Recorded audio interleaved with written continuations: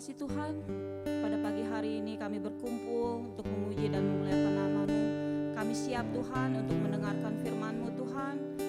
Berkati setiap diri kami masing-masing Tuhan untuk siap mendengarkan firman-Mu pada hari ini, pada pagi hari ini. Berkati kami Tuhan Yesus, terima kasih. Amin. Amin. Mari kita semuanya bisa bangkit berdiri. Bapak Ibu Saudara sekalian bisa berikan salam kepada kanan dan kiri Anda, bisa keluar dari tempat duduk Anda. Katakan pada saudara di sebelah kanan sebelah kiri, Tuhan Yesus mengasihimu. Tell somebody next to you, it's good to see you. It's good to see you. Amin. Puji Tuhan. Siapa yang bersuka cita bisa lambaikan tangan? Katakan saya bersuka cita. All the kids, if I can invite you to stand up too while we sing, okay? Melody and friends.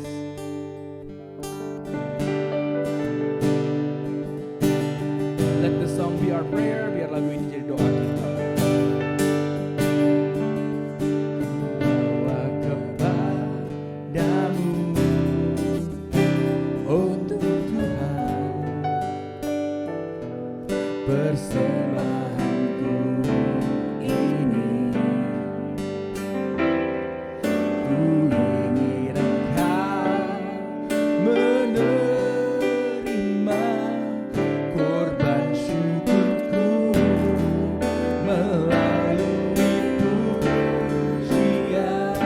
Kepadamu, ku bawa kepadamu,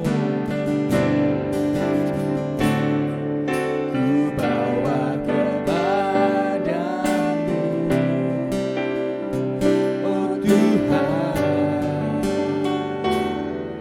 persembahanku ini. Kami ingin Engkau menerima Tuhan.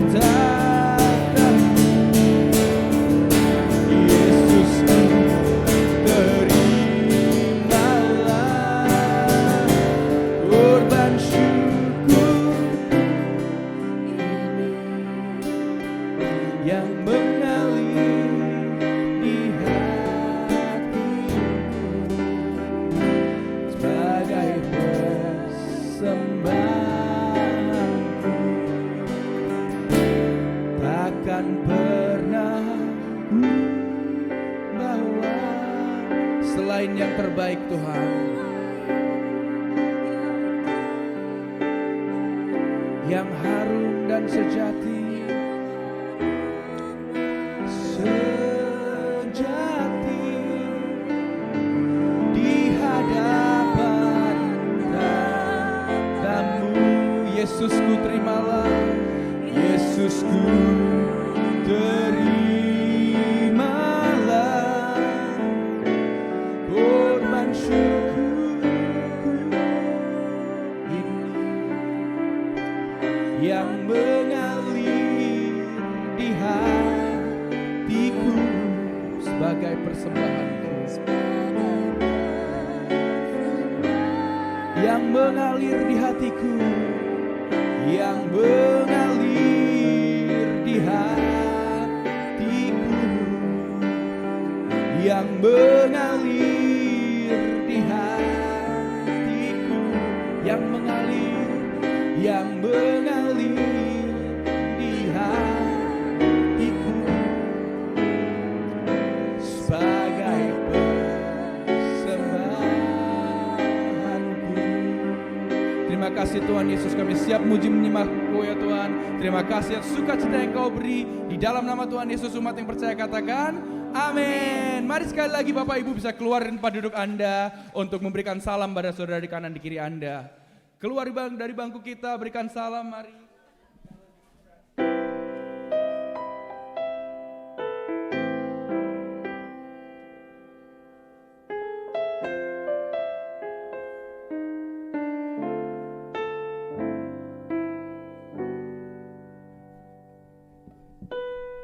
Alright, let's sing together Bapak Ibu Saudara sekalian, kita puji Tuhan sama-sama. All the kids you can stand up too.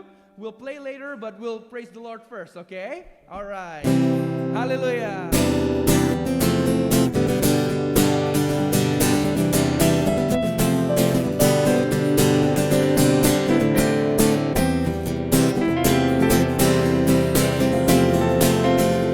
Nyanyi puji Tuhan, nyanyi puji Tuhan.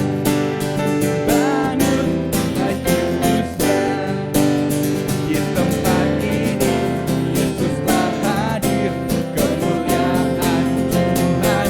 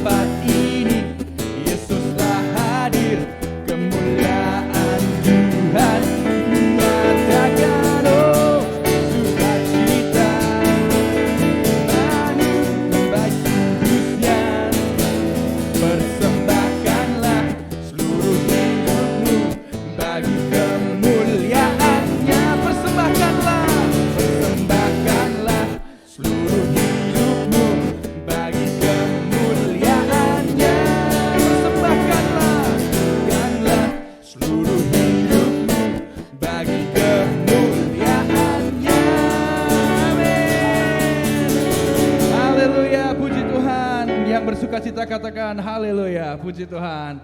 Haleluya. Haleluya. Amin. Haleluya. Amin. Haleluya. Amin. Haleluya. Amin. Katakan haleluya. Haleluya. Amin. Haleluya. Amin. Haleluya. Amin. Haleluya. Amin. Langit dan bumi. Langit dan bumi. Pujilah Tuhan. Sebab Dia ciptakan segalanya. Keagungannya mengatasi langit bumi. Sembah sujud di hadapannya. Langit dan bumi. Pujilah Tuhan. Sebab Dia ciptakan segalanya. Keagungannya mengatasi langit bumi. Sembah sujud di hadapannya. Ku puji, ku puji, ku sembah, ku puji, ku sembah Yesus Kristus Sang Penebus.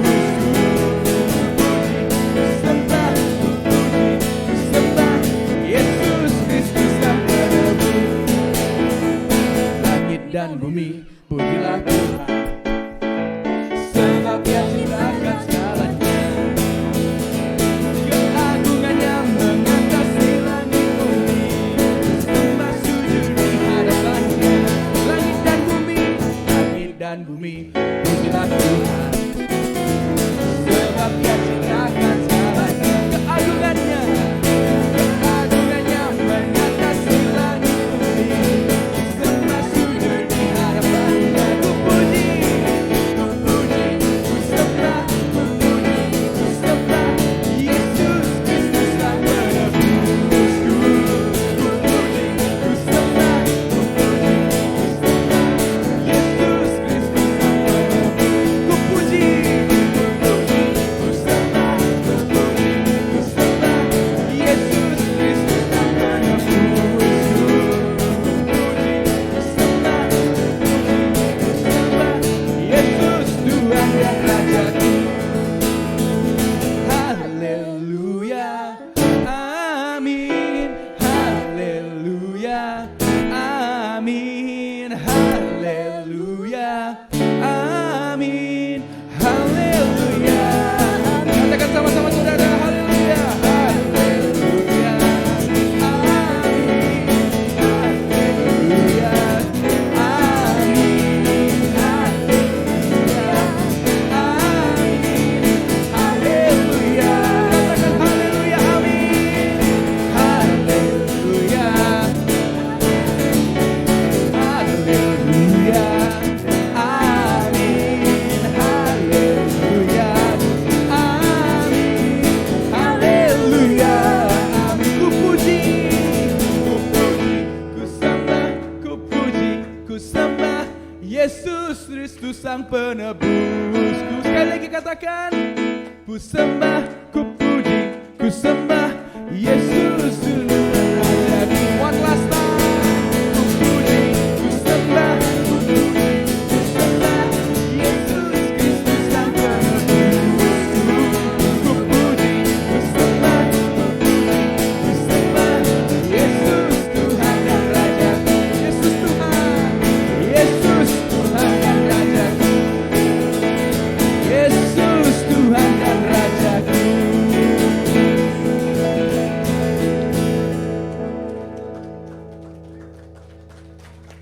Thank you. Anda dipersilakan duduk kembali. Anda boleh alihkan perhatian Anda ke layar di depan.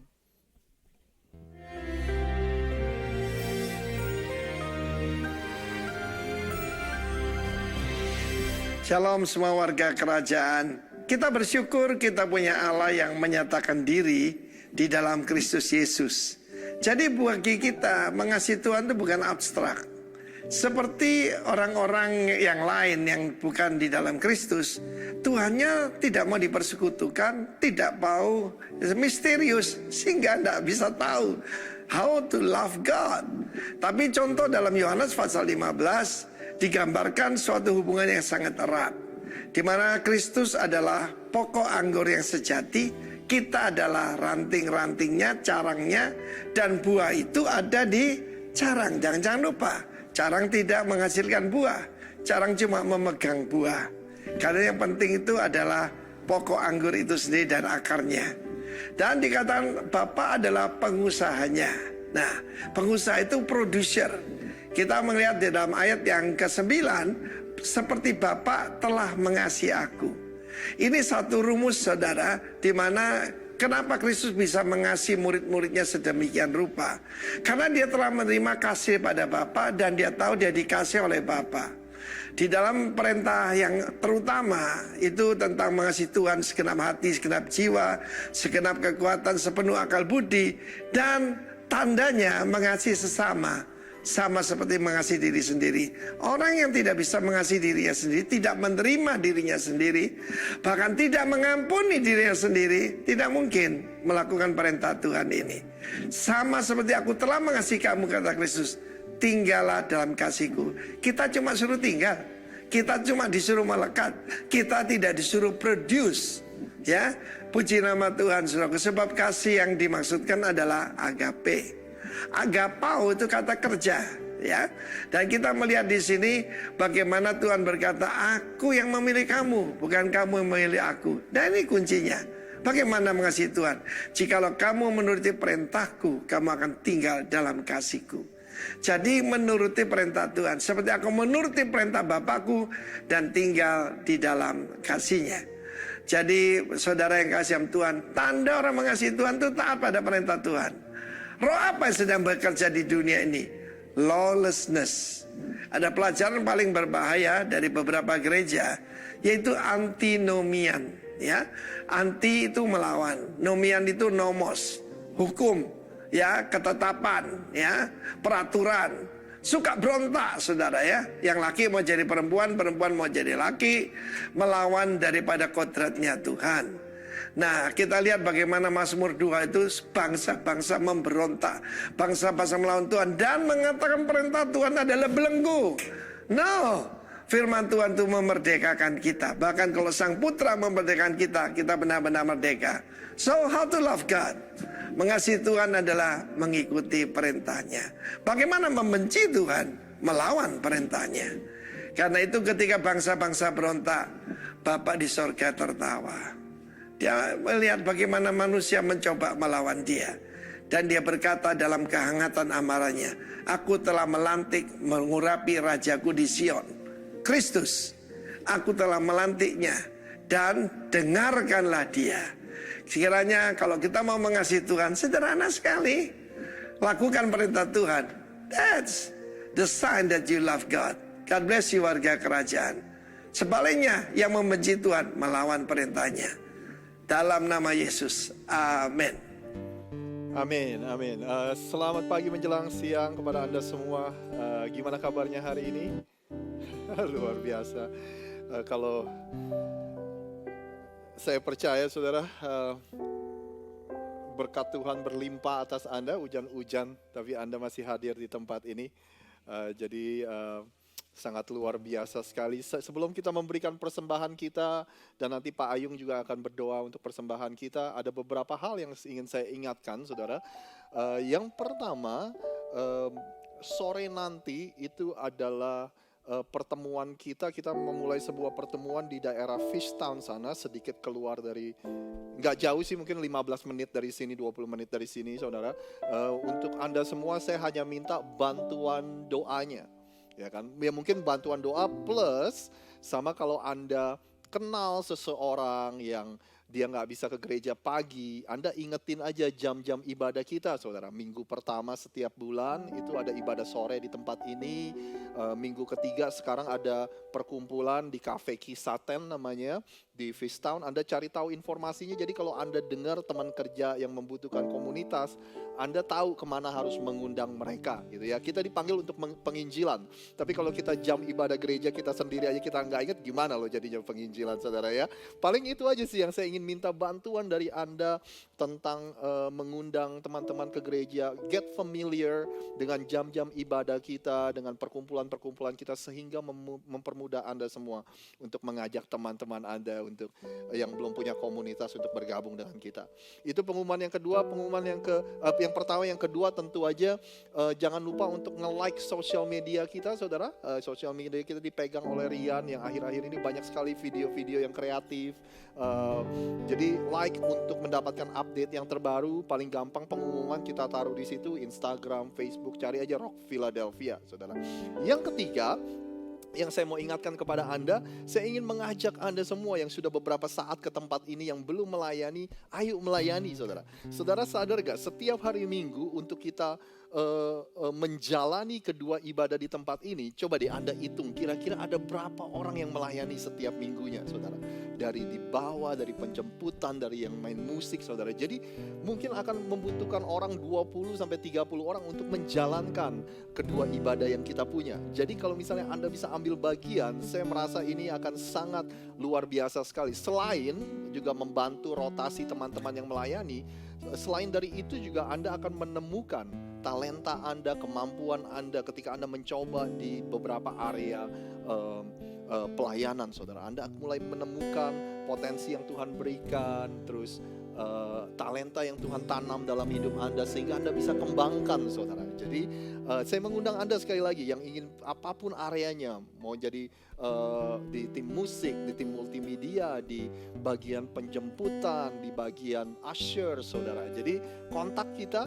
Bagi Anda yang belum melayani, kami rindu sekali Anda bisa bergabung menjadi salah satu bagian dari tim pelayanan, saudara. Yang terakhir, pengumuman yang terakhir, ada sedikit request dari tim penjemputan, saudara.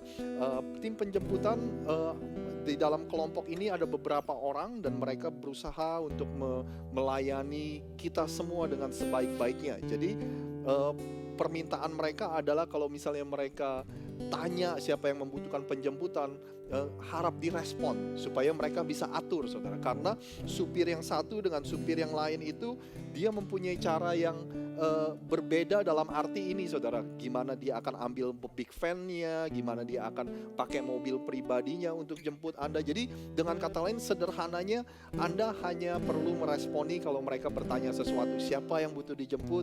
Saya, gitu. Saya berapa orang ya? Saya ngajak orang 2, saya ngajak keluarga saya 3 sama saya, supaya kita bisa atur dengan baik, saudara. Ya kan, supaya Anda bisa sampai ke sini dengan on time dan sebagainya. Jadi tolong itu aja direspon dan supaya mereka bisa melayani Anda semua dengan baik, ya kan? Jangan sampai setiap minggu ya udah biasa lah, mereka udah tahu lah. Mereka sebenarnya nggak tahu, saudara. Ya kan, mereka nggak bisa membaca pikiran siapa yang butuh. Walaupun setiap minggu Anda dijemput gitu. Tapi sekali lagi ujung-ujungnya bukan soal kita pingin Anda gimana-gimana. Pokoknya ujung-ujungnya kita pingin melayani Anda dengan baik dan melayani orang-orang dengan baik. Sehingga Anda bisa dijemput dengan on time, beribadah dengan on time. Bisa diajak kerjasamanya semua? Bisa ya? Amin. Oke, kita akan menyiapkan persembahan kita. Pak Ayung boleh berdoa untuk kita, boleh minta, ini ada mikrofon.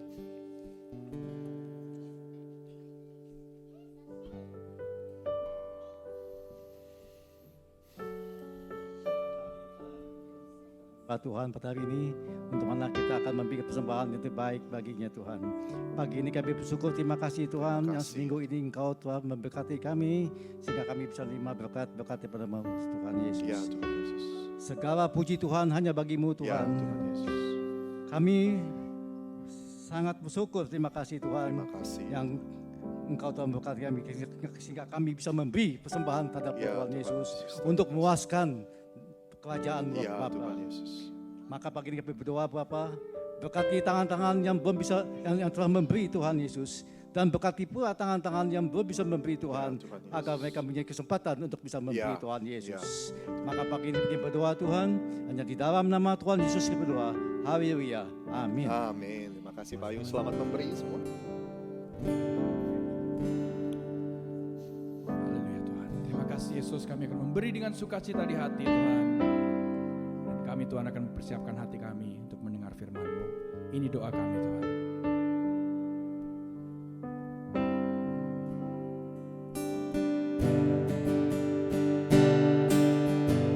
Bapakku datang dan berserah, ku nyatakan Kau yang berkuasa dalam gelap, Kau setia, Kau cahaya hidupku.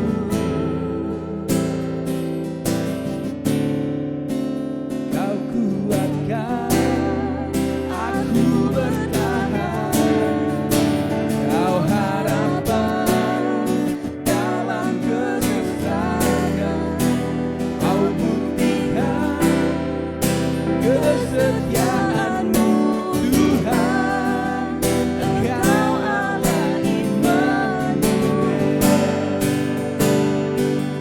Mari saya undang kita semua bisa bangkit berdiri. Let's all stand on our feet and say, Bapakku datang untuk menyembah, ku nyatakan Kau yang berkata dalam lemah, Kau sempurna, Kau cahaya bagiku. Kau kuatkan aku bertahan, Kau harapan dalam kesesakan, Kau buktikan kesetiaan-Mu Tuhan, Engkau Allah Immanuel. Kau kuatkan Bapa, Kau kuatkan aku bertahan, Kau harapan dalam kesesakan, Kau buktikan kesetiaan-Mu Tuhan, Engkau Allah Immanuel, Immanuel, Immanuel, Engkau besertaku, Immanuel.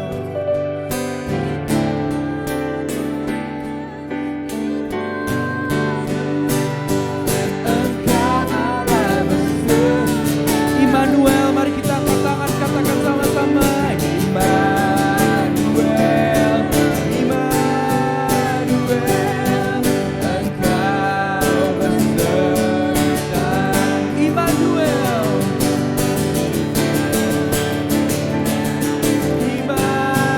Immanuel, Engkau Allah besertaku.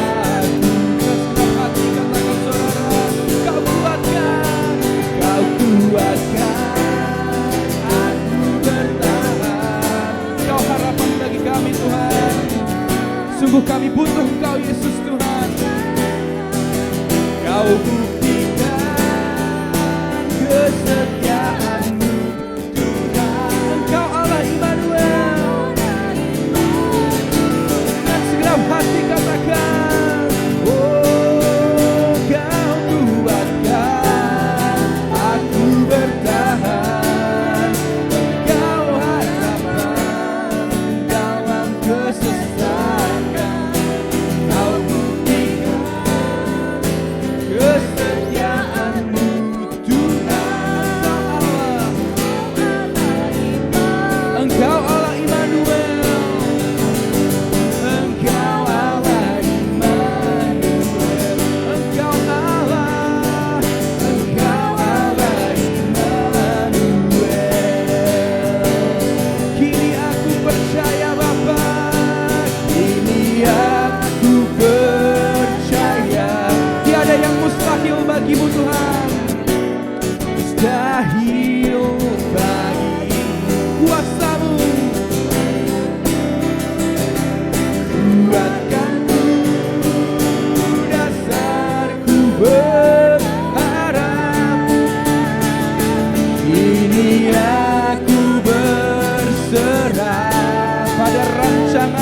Bapa.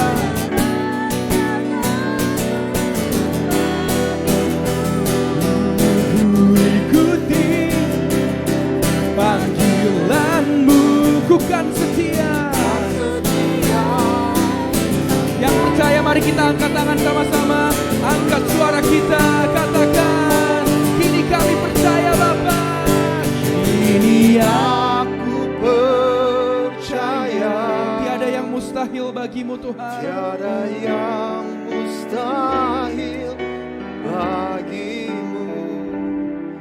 Kuasamu kuatkanku, dasar kami berharap. Dasarku berharap, Kini kami berserah Tuhan. kini aku berserah. Kami serahkan masa depan kami dalam tangan-Mu Tuhan. Pada Keluarga kami, anak-anak kami Tuhan. bagiku. Segala doa kami serahkan dalam tangan-Mu Tuhan. Panggilan Kami angkat tangan dan kami percaya Yesus Tuhan turun tangan setia sampai akhir hidup kami. Sekali lagi katakan, kini aku percaya, kini aku percaya. Tiada yang mustahil bagimu.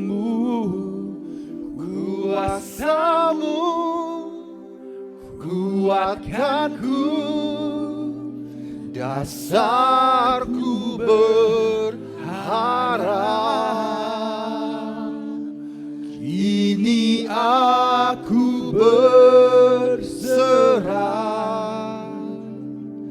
pada rancangan-Mu bagiku. Ku ikuti panggilan-Mu, ku kan setia sampai akhir hidupku. Katakan, ku ikuti panggilan. Ku ikuti panggilan-Mu, Ku kan setia sampai akhir hidup. sekali lagi katakan, ku ikuti. Ku ikuti panggilan-Mu, Ku kan setia sampai akhir hidupku. Boleh kita beri tepuk tangan yang paling meriah untuk Tuhan. Kids, you ready? Come on forward. We're gonna pray for you. Kalau Anda mengasihi anak-anak ini, bolehkah Anda bersatu hati dalam doa bersama dengan saya? Anda ulurkan tangan Anda kepada mereka. Father God, we thank you, Lord, for each one of them. We thank you for the purpose that you have placed in their life. We thank you for the calling. We thank you for the favor and blessing and everything good that come from you, that you have placed in their life. We pray that they will love God more and more each and every day. We pray that they will get to know God more and more each and every day. We pray that they will have a big dream, a big vision in their life. The big dream and vision for your kingdom, oh Lord. Dan untuk kami semua Tuhan, kami, untuk terutama kami para orang tua, kami merasa sangat terhormat kalau kami boleh dipercayakan dalam kehidupan anak-anak ini. Kami boleh menuntun mereka, kami boleh berjalan bersama dengan mereka, dan kami boleh terus membantu mereka untuk kenal akan Engkau setiap hari dan setiap waktu dalam hidup mereka semua ya Tuhan, terutama di masa muda mereka. Kami juga bersyukur atas setiap guru-guru sekolah minggu yang begitu setia menginvestasikan waktu dan tenaga dan talentanya untuk mengajar anak-anak ini untuk semakin hari semakin kenal dengan Tuhan Allah Bapa kami. Terima kasih ya Tuhan, kami serahkan kehidupan mereka. We surrender their life into your hands, oh Lord. We love you and in Jesus' name we pray. Amen. Go with your teacher, guys. Have fun. And untuk kita semua,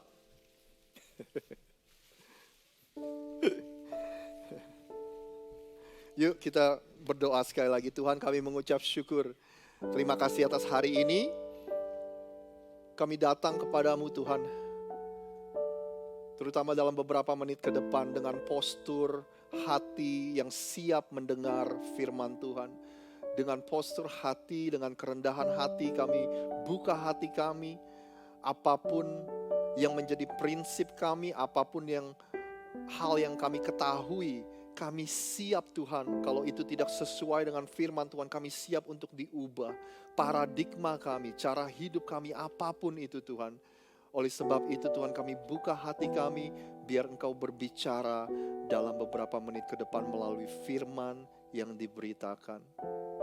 Terima kasih Tuhan, kami siap mendengar di dalam nama Tuhan Yesus. Yang percaya sama-sama katakan, amin. Anda dipersilakan duduk kembali.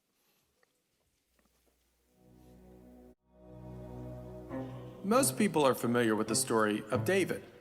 We see him throughout history in music, literature, and art. David is this amazing hero, an elegant poet, and he seems to have this impossibly close relationship with God.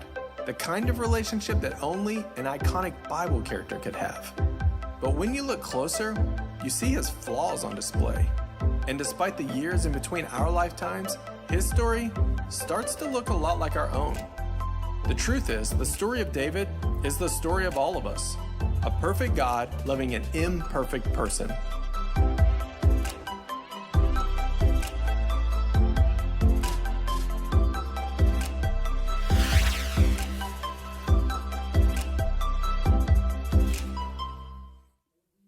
Di slide yang pertama dari ini, kalau boleh ditampilkan Nadia. Ini adalah daftar orang-orang yang mungkin Anda kenal, saudara. Yang Anda kenal namanya, Anda kenal kisah hidupnya. Yang paling kanan, kita mulai dengan yang paling kanan. Sylvester Stallone, saudara. Ya kan? Rambo. Ya, suatu hari, ini di tahun 70-an ketika dia punya skrip, dia punya naskah film yang dia mau jual. Dan ditawar oleh studio film dengan seharga 360.000 US dollar.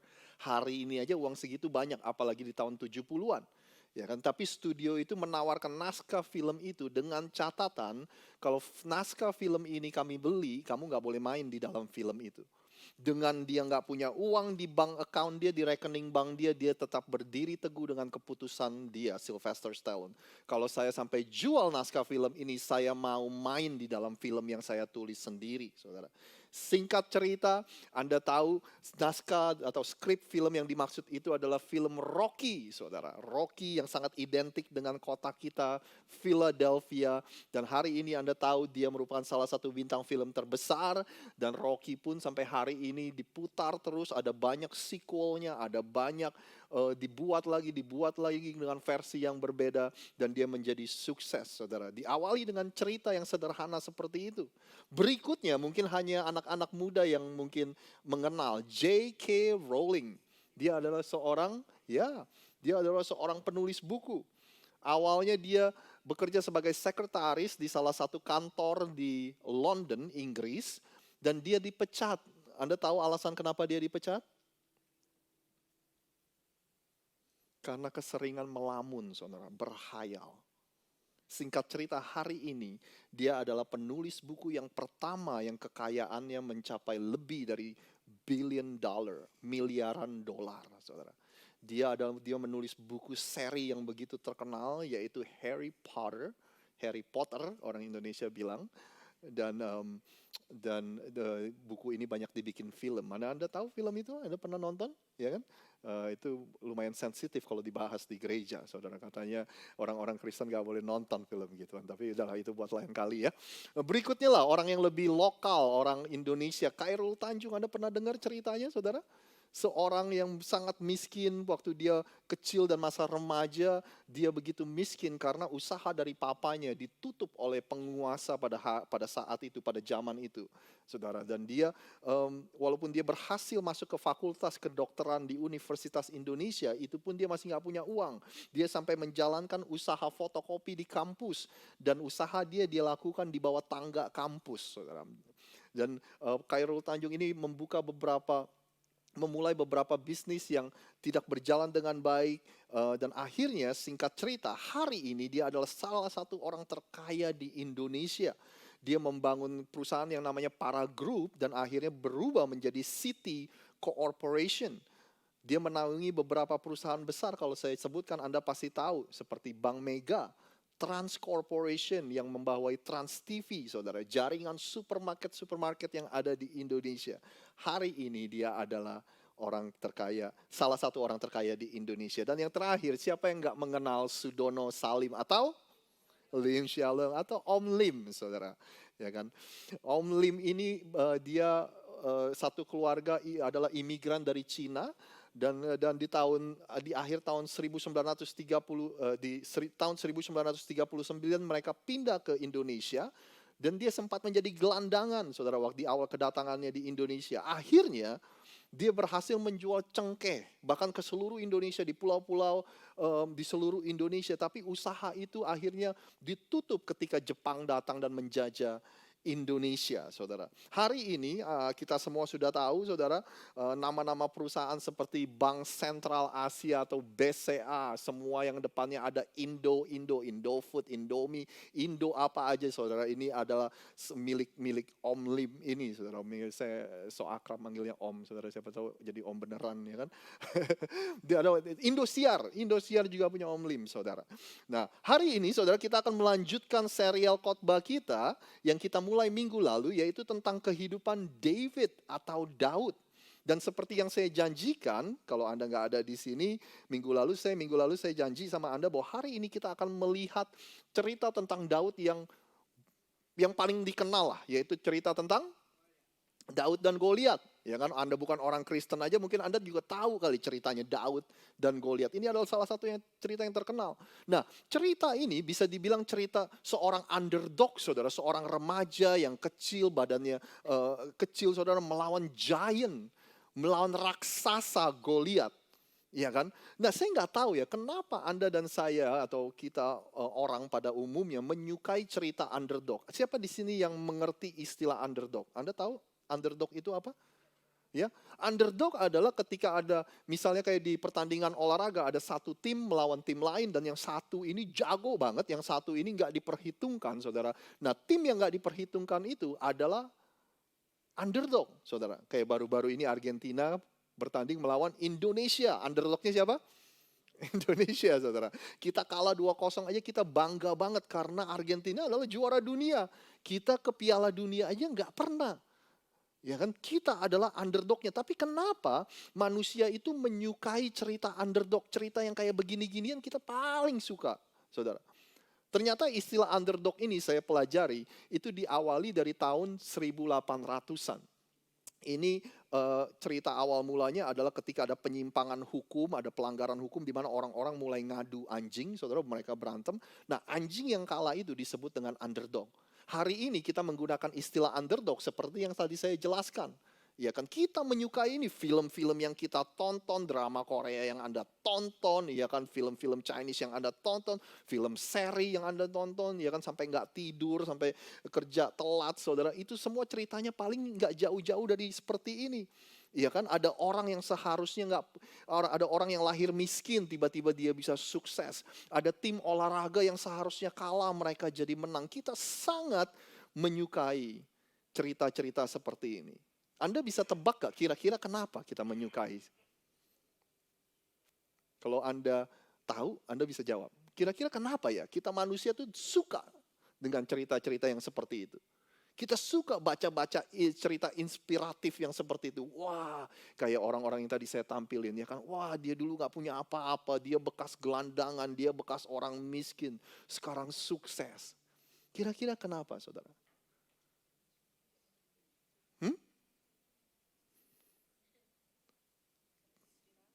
Kita terinspirasi, ya kan.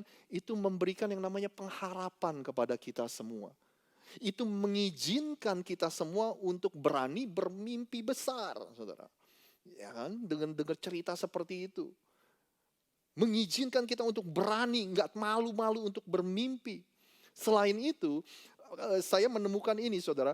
Kalau manusia itu pada intinya kita peduli dengan yang namanya keadilan. Kalau kita melihat ada orang yang susah, melihat ada orang yang kurang, ada orang yang melarat, kita merasa bahwa itu nggak adil.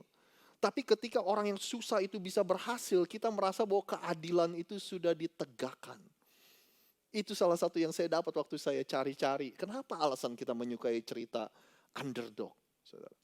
Dan tentu saja kita akan merasa jauh lebih senang kalau keberhasilan itu adalah keberhasilan yang tidak diduga-duga. The unexpected success. Ya kan, wah kita nggak duga nih orang ini bisa sukses, tapi dia akhirnya bisa sukses, saudara. Nah hari ini kita akan melihat cerita The Ultimate Underdog. Ini adalah cerita sekali lagi tentang seorang anak remaja, gembala domba, melawan raksasa yang namanya Goliat, saudara. Kita akan lihat ceritanya, kita akan buka banyak ayat Alkitab. Mudah-mudahan Anda akan mengikutinya cerita ini, karena ada begitu banyak pelajaran yang kita bisa ambil, saudara. Tapi sebelum itu, saya mau ingetin, minggu lalu kita melihat cerita kehidupan Daud, di mana ketika dia dipilih sebagai raja kedua dari bangsa Israel. Jadi ada nabi yang namanya Samuel, dia ditugasin Tuhan untuk cari seorang raja, ya kan? Dia pilih raja yang pertama yaitu Raja Saul. Tapi Raja Saul ini, raja pertama bangsa Israel ini arogan, saudara. Dia nggak menyukai ketetapan-ketetapan Tuhan. Akhirnya Tuhan bilang cari deh penggantinya. Akhirnya Tuhan memilih Daud untuk menggantikan Raja Saul. Tapi masalahnya waktu Daud didoakan, waktu dia diurapi bahasanya, saudara, sebagai raja, waktu itu dia masih umur sekitar 12 sampai 15 tahun. Dan dia resmi menjadi raja, menggantikan Raja Saul waktu dia meninggal. Raja Saul meninggal waktu dia umur 30 tahun, saudara. Jadi didoakan dari umur 12, terus dia resmi jadi raja di tahun waktu dia umur sekitar 30 tahunan. Nah cerita Daud dan Goliat ini sekitar Daud sekitar waktu itu umurnya 15 tahun, mungkin 17 tahun. Jadi sekitar itu umur dia, saudara. Nah kita bilang gini, kenapa kita membicarakan tentang kehidupan Daud? Karena kita menemukan bahwa ternyata kita bisa relate banyak dengan Daud. Kita bisa, kalau kita lihat kehidupan Daud, kita bisa menemukan cerita hidup kita di dalam cerita kehidupannya Daud, saudara. Jadi buat Anda yang miss minggu lalu, Anda bisa ke YouTube channel kita, Rock Philadelphia, Anda bisa nonton bagian yang pertama. Nah hari ini di bagian yang kedua, kita akan lihat, saudara, cerita Daud dan Goliat. Demikianlah ceritanya. 1 Samuel 17, kita mulai dari ayat yang pertama. Kalau Anda punya Alkitab, Anda buka. Kalau enggak, Anda lihat di layar di belakang sana. Ayat yang pertama katakan gini, orang Filistin mengumpulkan tentaranya untuk berperang. Mereka berkumpul di Soko di tanah Yehuda dan berkemah antara Soko dan Azeka di Efes Damim. Saul dan orang-orang Israel juga berkumpul dan berkemah di lembah Tarbantin. Bahasa Inggrisnya lebih gampang. The Valley of Elah. Mereka mengatur barisan perangnya berhadapan dengan orang Filistin. Orang Filistin berdiri di bukit sebelah sini, orang Israel berdiri di bukit sebelah sana, dan lembah ada di antara mereka. Berhenti sampai sini dulu. Ceritanya waktu itu bangsa Filistin dan bangsa Israel lagi pengen berperang. Mereka berhadap-hadapan. Tentu aja Raja Israel, bangsa Israel dipimpin oleh rajanya pada saat itu, yaitu Raja Saul.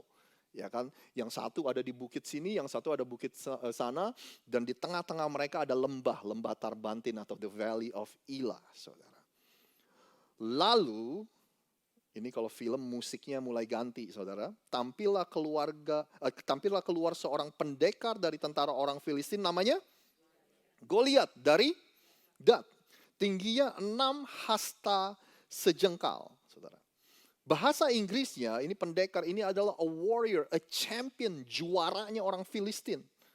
Namanya Goliat dari Gat, saudara. Tingginya sekitar 3 meter. Kalau Anda mau tahu 3 meter itu seperti apa, itu kayak ring basket, itu exactly 3 meter. Jadi kalau Anda lihat Goliat, Anda akan lihatnya seperti ini, saudara. Tinggi, raksasa. Karena memang kalau Anda baca kitab cross reference-nya, kitab Tawarik, memang Gat ini adalah daerah tempat di mana para raksasa itu tinggal. Bahkan di sana ada orang yang jarinya 6 dan kakinya, toes-nya 6, saudara. Ini raksasa-raksasa tinggal di sana di daerah Gat. Nah si Goliat ini tingginya 3 meter, udah gitu dia juaranya orang Filistin lagi. Ini ayatnya kita nggak akan baca semua, tapi saya akan berikan beberapa informasi, saudara.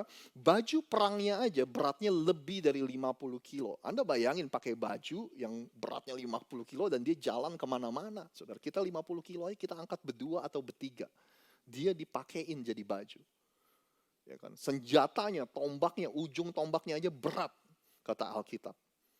Nah, orang Filistin itu maju mendekat pada pagi hari dan pada petang hari. Demikianlah ia tampil di depan 40 hari lamanya. Jadi si Goliat ini setiap hari selama 40 hari, 2 kali sehari, saudara, kayak orang minum obat, 2 hari sekali dia pergi ke depan barisan orang Filistin di hadapan para tentara Israel.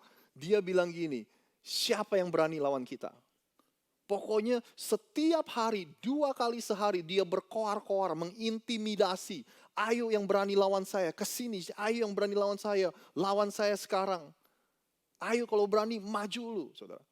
Anda bisa bayangin, saudara, sehari 2 kali 40 hari lamanya. Ketika Saul dan segenap orang Israel mendengar perkataan orang Filistin itu, Anda bantu saya, maka cemaslah hati mereka dan sangat ketakutan. Waktu mereka dengar intimidasi Goliat tiap hari, pagi dan siang, pagi dan malam, saudara, mereka cemas. Bahkan bahasa Inggrisnya, they are deeply shaken, gemetar, saudara. Mereka ketakutan. Nah, kalau saya tanya sama Anda, apa Goliat dalam hidup Anda? Adakah Goliat, adakah hari-hari ini Anda sedang menghadapi Goliat? Bagaimana kita mendefinisikan Goliat? Goliat adalah sebuah permasalahan, sebuah pergumulan, sebuah situasi dalam hidup Anda dan saya yang begitu besar yang menyebabkan Anda dan saya hidup dalam ketakutan setiap hari. Ketakutan ini terus-menerus menghantui kita, saudara. Pagi, malam, kita nggak bisa tidur karena masalah ini. Mungkin kita bisa lupa sesaat, tapi begitu kita ingat lagi, kita langsung lumpuh dalam ketakutan. Apa Goliat Anda hari-hari ini, saudara? Dan Goliat ini bukan soal besarnya aja, bukan soal ukurannya aja, saudara. Tapi Goliat ini membawa dampak yang begitu luar biasa dalam hidup Anda dan saya. Itu mempengaruhi kondisi kesehatan fisik kita, mempengaruhi kesehatan jiwa dan kesehatan mental kita, saudara. Apa Goliat yang Anda hadapi hari-hari ini? Mungkin Goliat itu adalah masalah di rumah, pernikahan kita, dengan suami, dengan istri, hubungan kita dengan anak-anak, hubungan kita dengan orang tua, dengan mertua, saudara. Atau mungkin Goliat yang Anda hadapi adalah kesehatan Anda. Kesehatan fisik kita, kesehatan jiwa, kesehatan mental kita. Atau mungkin Goliat yang kita hadapi hari-hari ini adalah keterikatan kita. Keterikatan kita dengan obat-obatan terlarang. Atau mungkin bukan obat-obatan terlarang, tapi kita terikat dengan obat tidur. Kalau kita nggak minum obat tidur, kita nggak bisa tidur, saudara. Apa Goliat dalam hidup Anda? Mungkin keterikatan alkohol, minum-minuman. Keterikatan apalagi, saudara, pornografi. Dan buat Anda mungkin Goliat yang Anda hadapi hari-hari ini adalah rasa cemas kita, rasa khawatir kita. Setiap kali kita nonton berita, setiap kali kita dengar berita, kita itu jadi parno, saudara.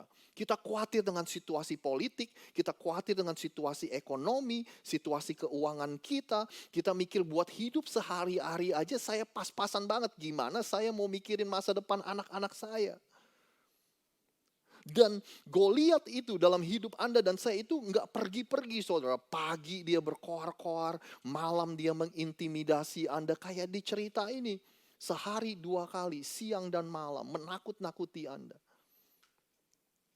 Terus si Goliat ini bilang gini, pula kata orang Filistin itu, aku menantang hari ini barisan Israel. Berikanlah kepadaku seorang supaya kami berperang, seorang lawan seorang. Goliat bilang gini, ayo kirim seorang dari pihak kalian untuk melawan saya. Kita bertempur 1 lawan 1. Ternyata pada zaman itu hal seperti ini sangat umum, saudara. Di mana kalau ada dua belah pihak yang berperang, ada satu jagoan yang mewakili pihak satu, ada satu jagoan yang dan mereka berperang, saudara. Kemenangan jagoan yang satu itu akan diperhitungkan kepada seluruh yang lain. Anda ngerti maksud saya ya? Kekalahan jagoan kita, kalau jagoan kita kalah, kita semua kalah. Kalau jagoan kita menang, kita semua menang. Nah, Anda ingetin ya cerita ini, karena di akhir cerita nanti kita akan kembali ke topik yang ini, saudara. Nah, Goliat bilang gini, ayo siapa jagoan lo? Lawan gua 1 lawan 1. Anda bisa bayangin orang-orang Israel, saudara, semua pada ketakutan karena orang ini gede banget, menakutkan banget. Anda bisa bayangin mereka, lu aja deh, lu aja deh. Ya kan? Kalau udah nggak ada yang mau, biasanya mereka melihat ke siapa? Mereka melihat ke pemimpin mereka, ya kan? Kalau udah nggak ada yang berani, ya udah pemimpin kita dong yang maju. Kalau Anda ingat Raja Saul, saudara, Raja Saul itu dipilih jadi raja Israel itu karena kenapa? Karena dia lebih besar dari orang-orang di antara dia. Bahasanya apa ya? Dia head and shoulder. Saya tulis di sini nih. Karena tubuh dari bahu ke atas dia lebih tinggi dari orang-orang di seluruh bangsanya. Dengan kata lain, orang-orang tentara-tentara Israel mikir, kalau Saul pemimpin kita, raja kita, orang yang paling gede di antara kita, kalau dia aja nggak berani, apalagi kita. Anda masih bersama dengan saya mengikuti ceritanya? Ya. Lalu suatu siang, Isai berkata kepada Daud, anaknya, ambillah untuk kakak-kakakmu berti gandum ini sefa, dan roti yang 10 ini, bawalah cepat-cepat ke perkemahan kepada kakak-kakakmu, saudara. Anda masih ingat Isai itu siapa? Isai itu bapaknya Daud. Ya kan? Isai ini punya anak, saudara. Dia punya anak laki-laki 8 termasuk Daud. Nah, 3 di antara anak Isai, kokoh-kokohnya si Daud ini, itu adalah tentara Israel. Bagian dari tentaranya Raja Saul.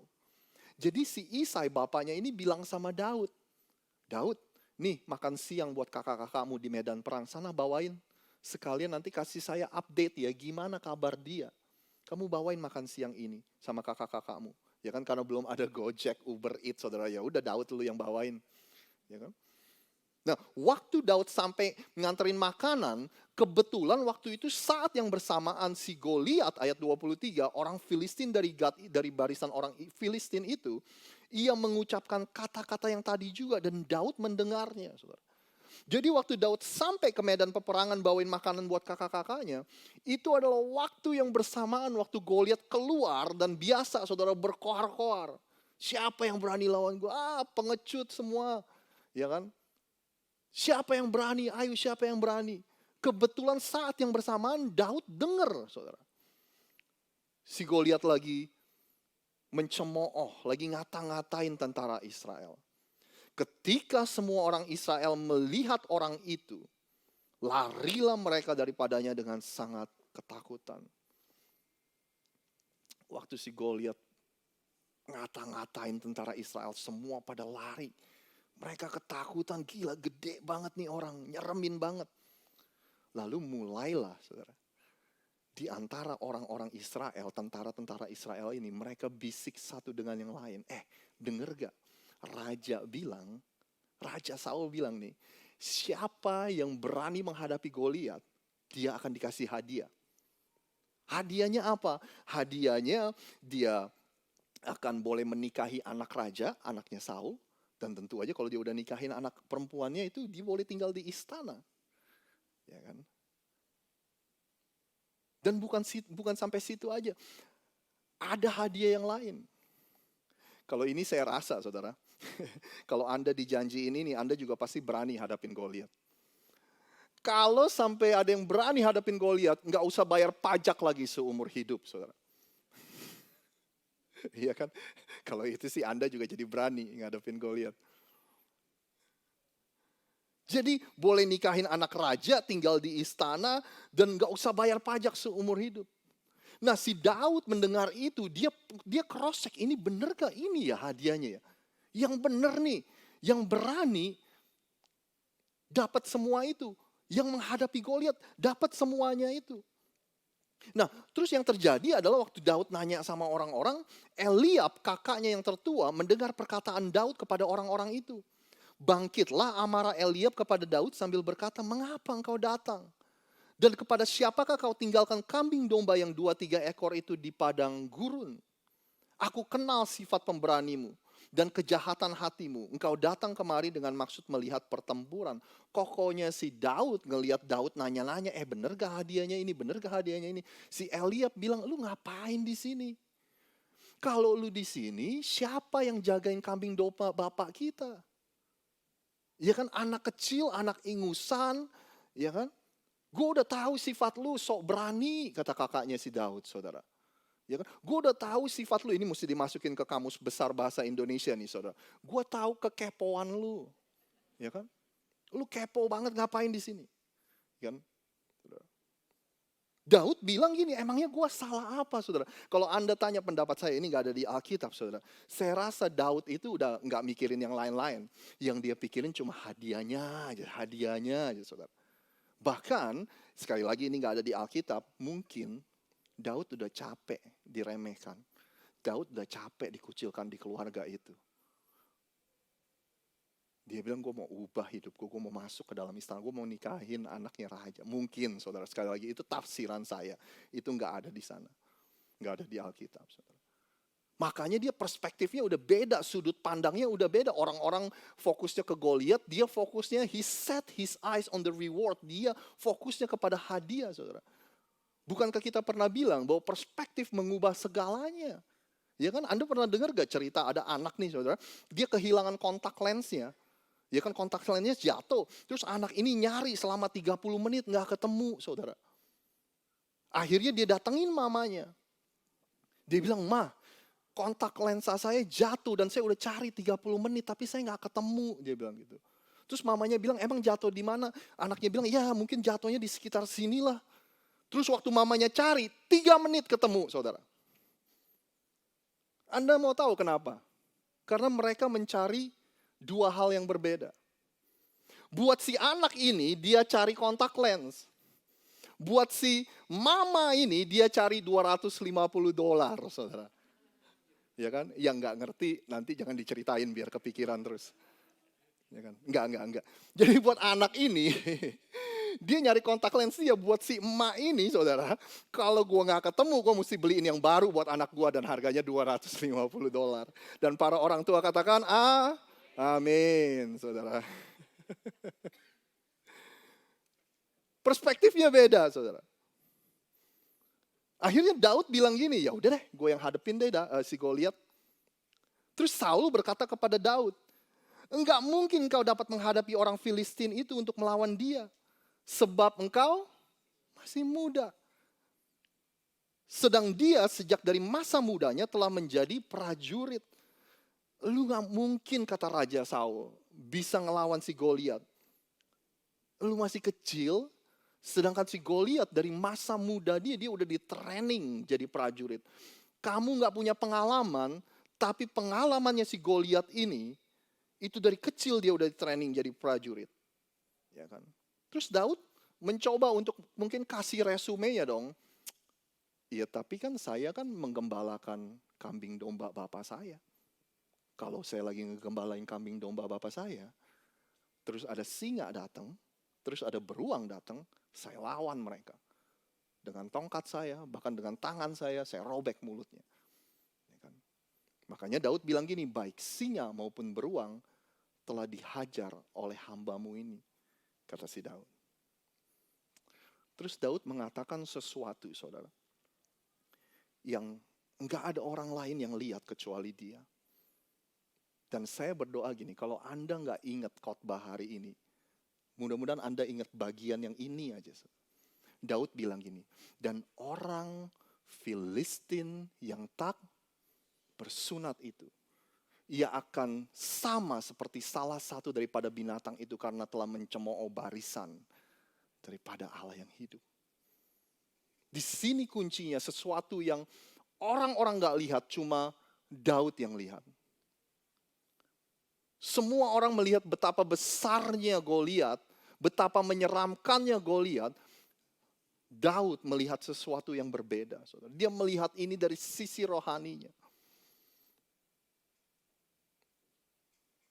Kalau Anda baca cerita ini, Anda akan melihat Daud itu mengulang-ulang ini orang Filistin yang gak bersunat ini berani-beranian. Ini siapa sih?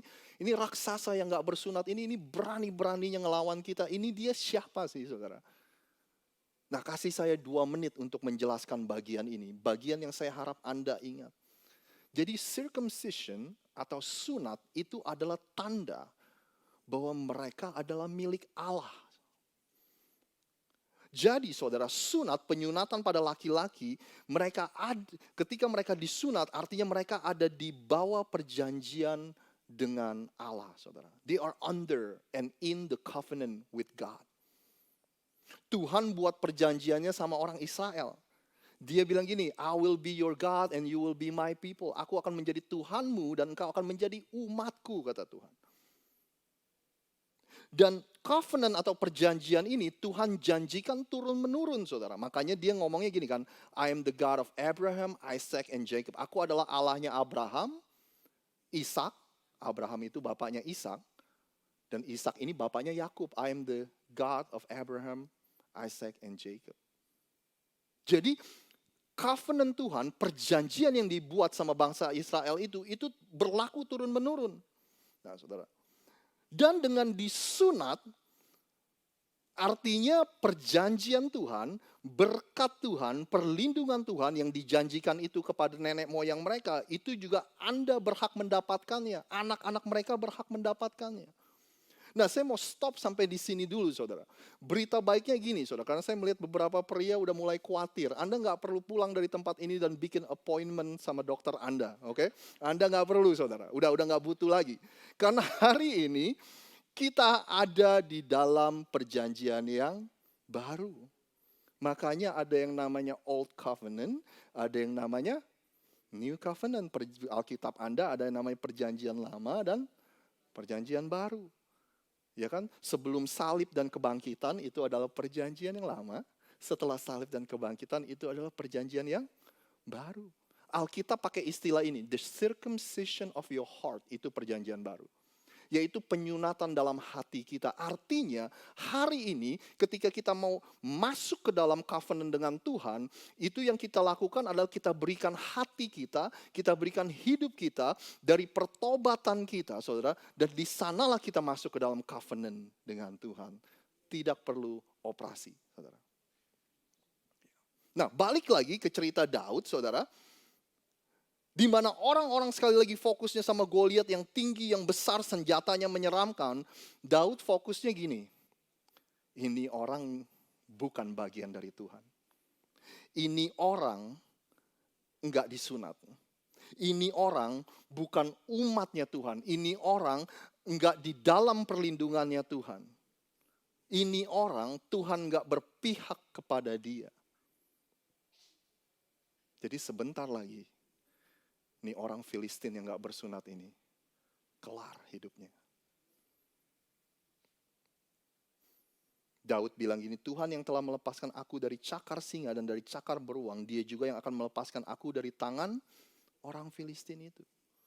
Kalau Anda perhatikan bahasanya Daud, saudara, selalu fokusnya sama Tuhan. Tuhan yang akan berperang, Tuhan yang akan mengalahkan engkau, Goliat. Tuhan yang akan menyerahkan engkau. Lalu Saul melepaskan berkatnya kepada Daud, saudara. Pergilah, Tuhan menyertai engkau. Anda punya gak teman yang kayak gini? Gue lagi susah nih, aduh gue gak bisa bantu. Pergilah, gue bantu doa ya. Tuhan menyertai engkau, saudara. Banyak orang Kristen yang kayak gitu ya kan, saudara. Bantuin gue dong pindah-pindahan. Gue gak bisa bro, pergilah, Tuhan menyertai engkau. Lalu Saul mengenakan baju perangnya kepada Daud. Ditaruhnya ketopong tembaga di kepalanya dan kenakan baju sirah kepadanya. Si Saul bilang gini, karena gue gak pakai baju perang gue, Daud aja deh yang pakai. Anda ingat ya, Saul itu kan tinggi besar, Daud kan kecil. Ya waktu dipakein berat, saudara. Daud nggak bisa bergerak, Daud nggak berleluasa bergerak. Ya kan? Akhirnya sama Daud dilepasin semua, udah. Lalu Daud mengambil tongkat di tangannya. Dipilihnya dari dasar sungai 5 batu yang licin dan ditaruh ke dalam kantung gembala yang dibawanya. Ya ini tempat batu-batu. Sedang umbannya dipegang di tangannya. Demikianlah ia mendekati orang Filistin itu. Dia ambil tongkat yang biasa dia bawa untuk melawan beruang dan singa.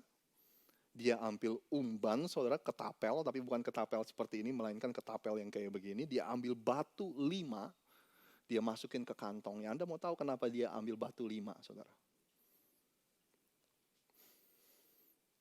Karena Goliat punya 4 saudara. Jadi Daud udah siap, 1 batu untuk 1 saudaranya. Maksudnya Goliat punya 4 saudara, saudara. Jadi 1 batu untuk Goliat, 4 batu lainnya untuk saudaranya. Mau dihajar semua, dihabisin semua, saudara. And he doesn't plan to miss. Dia nggak berencana untuk miss. 1 batu pasti kena semua. Waktu Daud mendekati Goliat, Goliat lihat Daud dicaci maki. Emangnya aku anjing, dia bilang gitu. Kamu datang dengan tongkat. Ya kan? Dia maki-maki Daud. Dan 3 ayat berikut ini, saudara.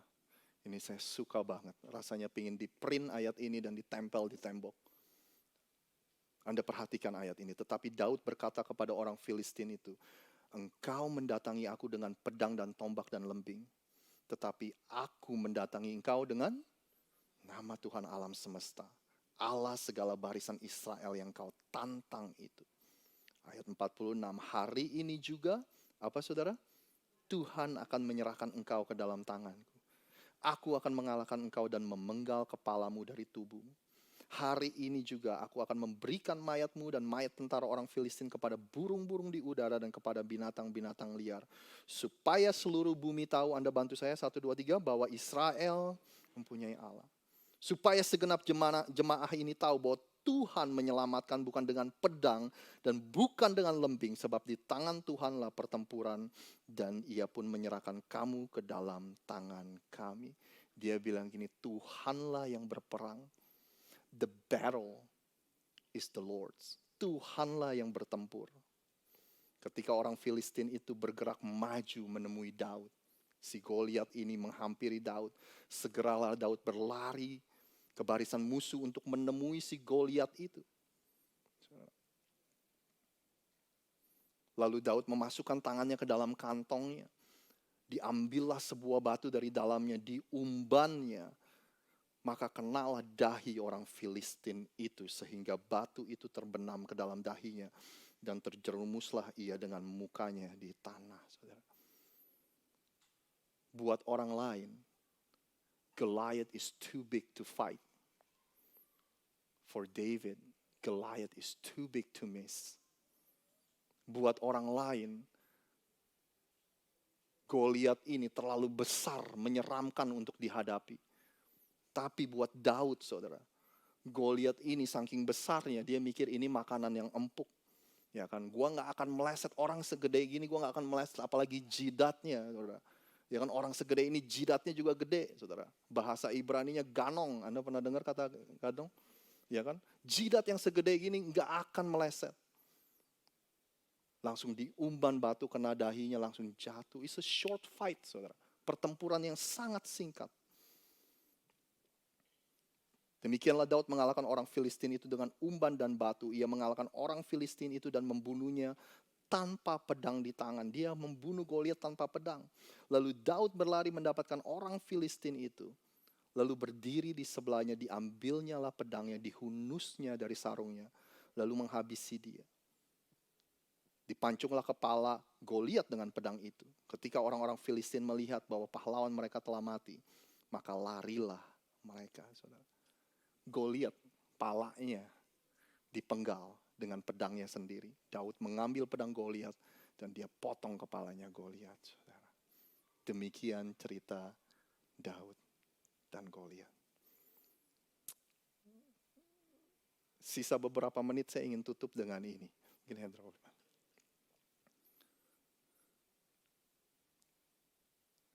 Saya sebagai pastor sering khotbah tentang Daud dan Goliat. Saudara. Siapa sih yang nggak pernah dengar cerita Goliat? Anda pun sering, pasti Anda udah nggak bisa hitung lagi berapa sering Anda mendengar cerita tentang Daud dan Goliat.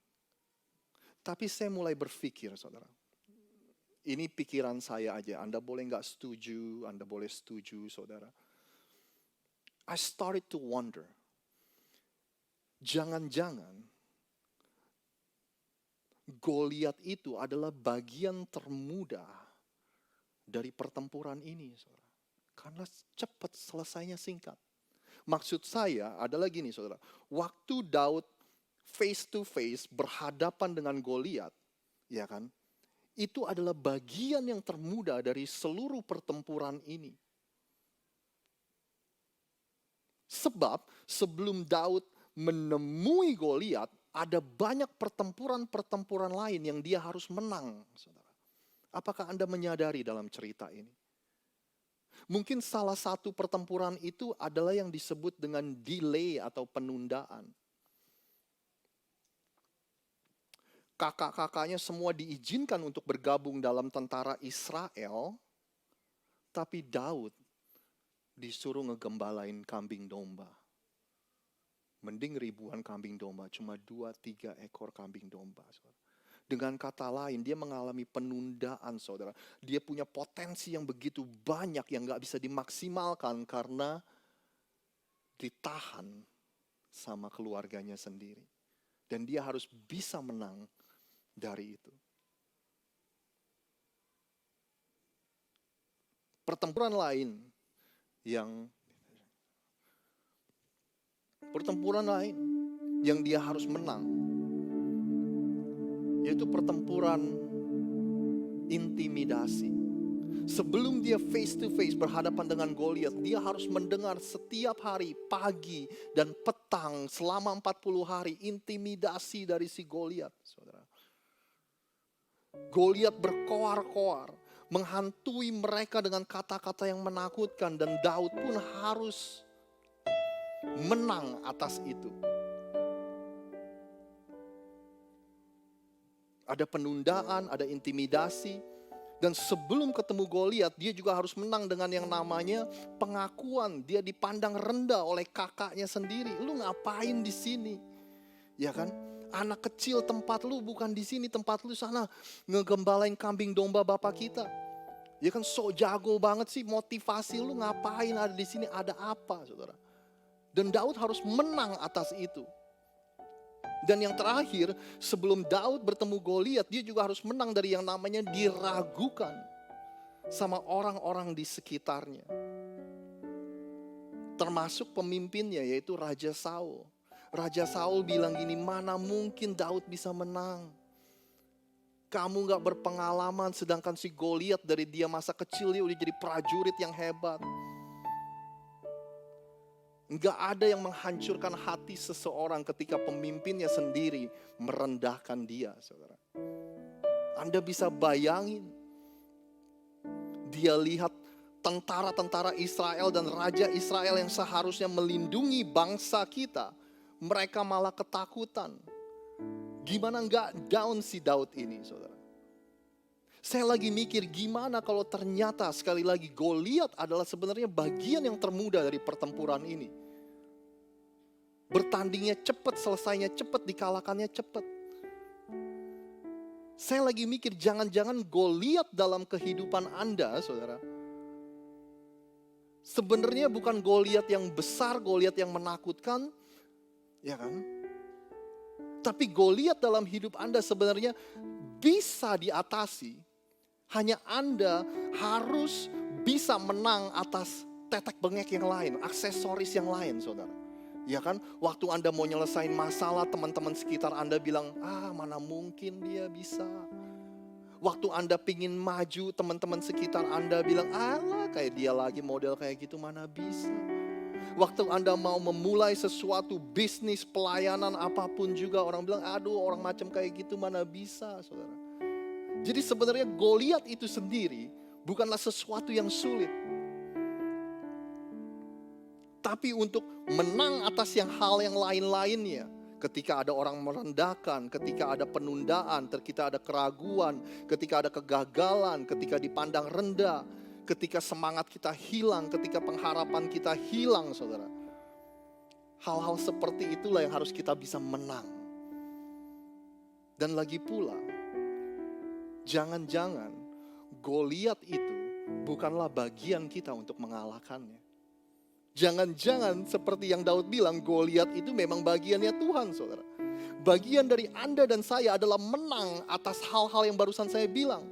Ketika semangat kita hilang, kita mesti cari tahu gimana caranya kita bisa semangat lagi. Ketika pengharapan kita hilang, ketika kita gagal, kita bangkit lagi. Itu bagian kita. Tapi Goliat itu sendiri adalah bagiannya Tuhan, saudara. Because Daud bilang gini, the battle is the Lord's. Tuhan yang berperang, Tuhan yang bertempur melawan si Goliat ini. Anda masih ingat gak? Yang tadi saya bilang, ingetin ya, bagian ini nanti kita akan kembali lagi. Pada waktu itu sangatlah umum ketika kedua belah pihak lagi berperang, ada satu perwakilannya melawan satu perwakilannya. Sekali lagi, kalau jagoan kita menang, semua menang. Kalau jagoan kita kalah, semua kalah. Kedengeran familiar gak, saudara? Anda tahu gak saya akan mengarah kemana? Suatu hari, Tuhan kirim jagoannya ke bumi ini, namanya Adam, saudara. Tapi Adam kalah. Sehingga kekalahannya diperhitungkan kepada kita semua. Satu orang dosa, seluruh dunia jadi berdosa. Untung ceritanya gak berhenti di situ.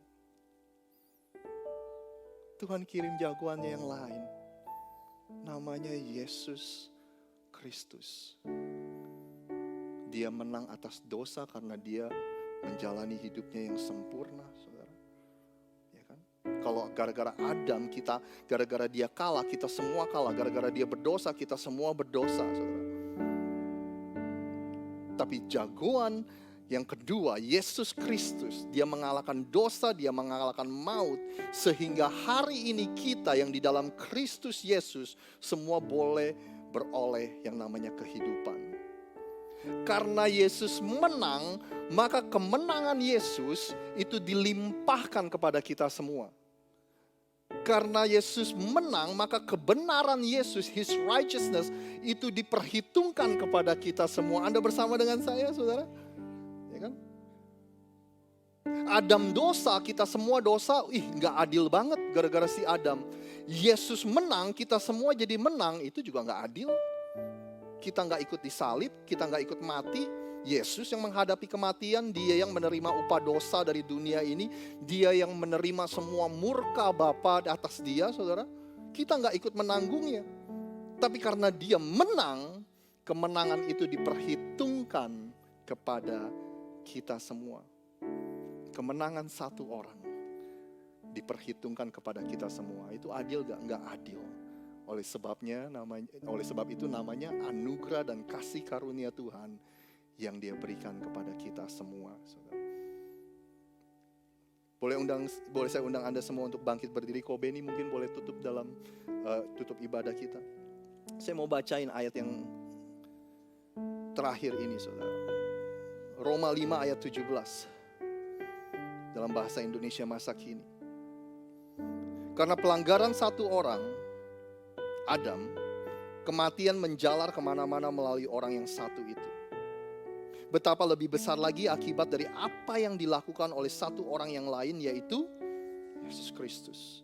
Melalui dia, Yesus Kristus, Allah melimpahkan rahmat-Nya kepada begitu banyak orang. Dan dengan cuma-cuma memungkinkan mereka berbaik kembali dengan Allah, berdamai kembali dengan Allah. Mereka akan berkuasa di dunia ini melalui Kristus, saudara. Yang berperang melawan Goliat Anda adalah Tuhan. The battle is the Lord. Tuhanlah yang berperang. Tugas Anda jangan menyerah. Continue to persevere. Tugas Anda setia. Tugas Anda terus melangkah dan tugas Anda terus percayakan segala sesuatu dalam hidup Anda dan saya ke dalam tangan Tuhan. Ko Benny boleh berdoa untuk kita semua.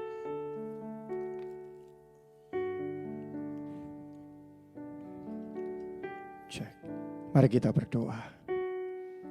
Bapa, sungguh kami bersyukur. Kami punya Bapa yang baik. Engkau mengaruniakan anak-Mu yang tunggal, supaya kami memperoleh kemenangan demi kemenangan. Karena kemenangan sudah Engkau raih dan Kau berikan kepada kami secara cuma-cuma. Bapa, terus bangun kesadaran kami bahwa kami adalah umat-umat pemenang. Bahkan kami adalah lebih daripada pemenang di dalam Kristus Yesus. Terima kasih Bapa untuk setiap firman yang ditabur pada pagi dan siang hari ini. Biarlah itu terus bertumbuh dan membuat kami mengerti betapa baiknya Tuhan itu. Terima kasih Bapa, sebentar kami akan pulang dan kami akan berpisah satu dengan yang lain. Saudara-saudara, mari kita angkat tangan kita, terimalah berkat dan kasih karunia yang berlimpah-limpah dari Allah Bapa kita, serta cinta kasih dan kemenangan demi kemenangan dari Yesus Kristus, serta persekutuan yang manis dengan Roh Kudus menyertai kita semua mulai dari saat ini sampai selama-lamanya. Mari kita yang percaya, kita sama-sama katakan, amin. Tuhan Yesus memberkati. Happy Sunday semuanya.